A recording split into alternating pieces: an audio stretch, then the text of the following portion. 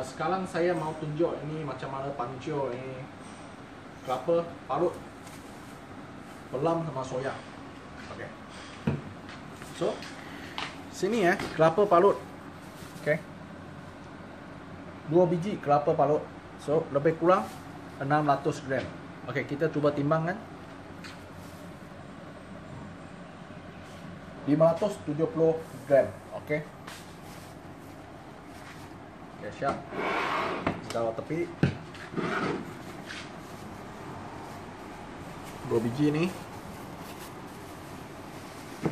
masuk kas.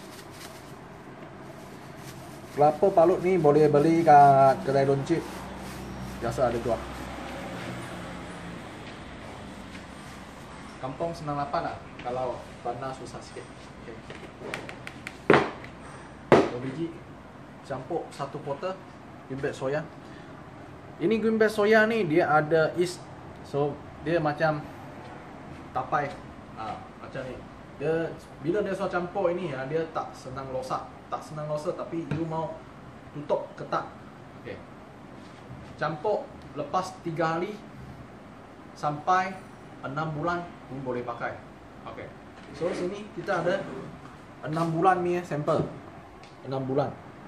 Ini tepi dia punya is tak sama lah. Okey, you boleh cakap dia rosak tapi ini tak ada rosak, boleh guna punya. Okey.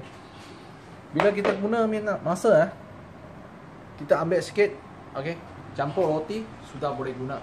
You mau campur roti daru ledak macam itu 6363 ke ni 929 pun boleh, atau campur sama pelet ambil sikit sudah boleh. Okay. So, saya tunjukkan campur.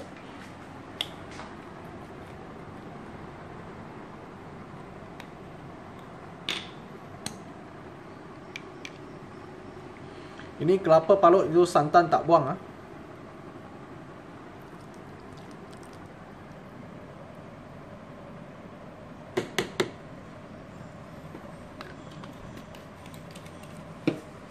Okay.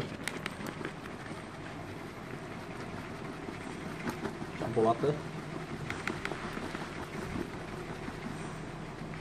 Bekas mau bersih.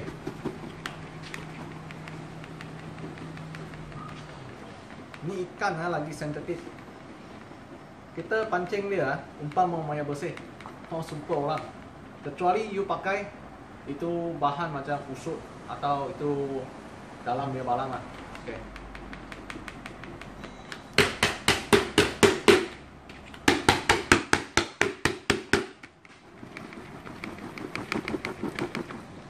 Okey, campur rata. Kalau ada suru, you pakai suru lah. Okey, sekarang saya tunjuk macam ni lah. Okey. So